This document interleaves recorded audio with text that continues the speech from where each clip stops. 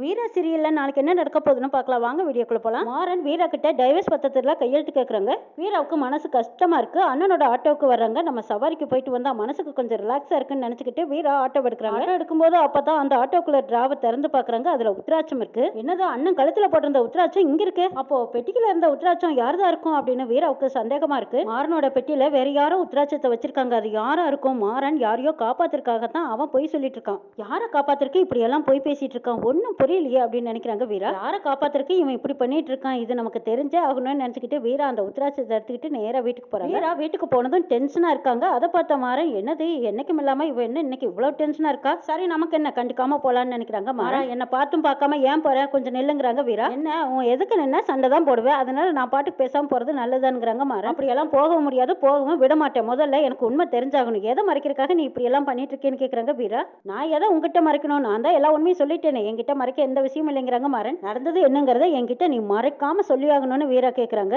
இங்க வார் வீரா, நீ எத்தனை தடவை என்ன கேட்டினாலும் சரி, நேத்து நடந்தது இன்னைக்கு நடக்கிறத நாளைக்கு தான் நான் சொல்லுவேன். உங்க அண்ணனுக்கும் எனக்கும் முன்விரோதம் இருந்தது உண்மைதான். டேய் நீ சும்மா நடிக்காதடா, நீ நடிக்கிறது எனக்கு நல்லா தெரியுது. உனக்கு தெரிஞ்சு வேற ஏதோ நடந்திருக்கு, ஆனா நீ என்கிட்ட மறைக்கிறேங்கிறது எனக்கு நல்லா தெரியுது. ஆனா ஏதோ ஒரு உண்மையை மறைக்கிறேங்கிறது எனக்கு நல்லா தெரியுது. அது என்னங்கிறத நான் கண்டுபிடிக்காம விட மாட்டேன்னு சொல்லிட்டு போறாங்க வீரா.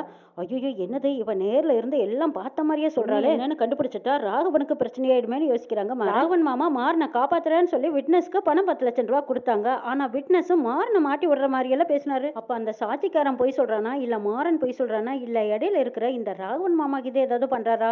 சரி எதுக்கும் அக்கா கிட்ட கலந்து பேசலாம்னு சொல்லிட்டு கண்மணியை பார்க்க போறாங்க வீரா. அவங்க கிட்ட கொஞ்சம் பேசணுங்கிறாங்க. சொல்லு என்ன பேசணும் அப்படின்னு கண்மணி கேட்க, ராகவன் மாமாவை பத்தி என்ன நினைக்கிற? ராகவன் மாமா தப்பு பண்ணிருக்க மாட்டாருன்னு நீ நினைக்கிறியாங்கிறாங்க. அவரு அந்த மாதிரி எல்லாம் செய்யறதுக்கு வாய்ப்பே கிடையாது, ரொம்ப ரொம்ப நல்லவருங்கிறாங்க கண்மணி. அப்ப எங்க இன்னும் அந்த மாமா கூட வாழாம இருக்குன்னு கேக்குறாங்க வீரா. இது என்னோட விருப்பம், இதை பத்தி பேச வேண்டிய அவசியம் உனக்கு கிடையாது. நீ என்ன சொல்ல வந்தியோ அதை மட்டும் சொல்லுங்கிறாங்க கண்மணி. மாறன் மேல நம்ம சந்தேகப்பட்டது தப்புக்காங்கிறாங்க. என்ன எதை வச்சு சொல்றேன்னு கேக்குறாங்க கண்மணி. மாறனோட பெட்டியில நம்ம அண்ணனோட உத்ராட்சம் இருக்கிறத பார்த்துட்டு தானே மாறன் தான் கொலை பண்ணிருப்பான். மாறனுக்கும் அண்ணனுக்கும் பகை இருக்குன்னு நீ நினைச்ச, அது தப்புக்கா. ஆனா அண்ணனோட உத்ராட்சம் நம்ம ஆட்டோலியா தான் இருந்துச்சுங்கிறாங்க. கையில வச்சிருந்த வீரா அதை எடுத்தும் காட்டுறாங்க. அப்போ மாறன் பெட்டியில இருந்தது என்ன அப்படின்னு கேக்குறாங்க கண்மணி. எனக்கும் தெரியல, ஆனா மாறனை மாட்டி விடுறதுக்காக யாரோ இப்படி ஒரு வேலையை பார்த்திருக்காங்கன்னு சொல்றாங்க வீரா. உண்மையை சொல்ல போனா மாறன் வேற யாரோ செஞ்ச தப்ப மறைக்கிறதுக்காகத்தான் அவன் இப்படி அவன் பேர்ல பழி ஏத்துக்கிட்டு இருக்காங்கிறாங்க வீரா. அந்த இடத்துக்கு பிருந்தா வர்றாங்க. ஆமாக்கா நீ சொல்றதுதான் கரெக்ட், மாறன் மாமா ரொம்ப ரொம்ப நல்லவருக்கா. அவரு இந்த தப்ப பண்ணிருக்க மாட்டாருன்னு என்னால உறுதியா சொல்ல முடியுங்கிறாங்க பிருந்தா. ஆமா பிருந்தா, நீ கூட ஆரம்பத்துல இருந்து சொல்லிட்டு தான் இருக்க, ஆனா மாறன் இப்படி ஒரு தப்பு பண்றதுக்கான வாய்ப்பே கிடையாதுங்கிறாங்க வீரா. அப்படியே தப்பு பண்ணியிருந்தாலும் அவன் யாருக்காகவும் எதுக்காகவும் பயந்து மறைக்க வேண்டிய அவசியம் இல்ல, உண்மையை சொல்லிட்டு போயிடுவான். ஆனா யாருக்காகவோ உண்மையை மறைக்கிறாங்கிறது நல்லா தெரியுதுங்கிறாங்க வீரா. உண்மை என்னன்னு கண்டுபிடிக்கவே முடியல. மாறன் கிட்ட கேட்டா அவ ஏட்டிக்கு போட்டியா எதிரும் புதிரமா தான் பதில் சொல்றானே தவிர உண்மையவே சொல்ல மாட்டேங்கிறான். இந்த ஆக்சிடென்ட்டுக்கும் இந்த வீட்டுல இருக்கிறவங்களுக்கு யாருக்கு என்ன சம்மந்தம் இருக்குன்னு எனக்கு தெரியல, கண்டுபிடிக்கவே முடியலன்னு வீரா புலம்பிக்கிட்டு இருக்கும் போது பிருந்தா சொல்ல முடியாம தவிக்கிறாங்க. அக்கா உண்மையை உங்ககிட்ட சொல்லணும்னு தான் நினைக்கிறேன், ஆனா அதுக்கு முன்னாடியே மாறன் மாமா என்கிட்ட எந்த உண்மையும் சொல்லக்கூடாதுன்னு வேற சத்தியம் வாங்கிட்டாங்க. என்னால சொல்ல முடியாம நிக்கிறேன்னு நினைக்கிறாங்க பிருந்தா.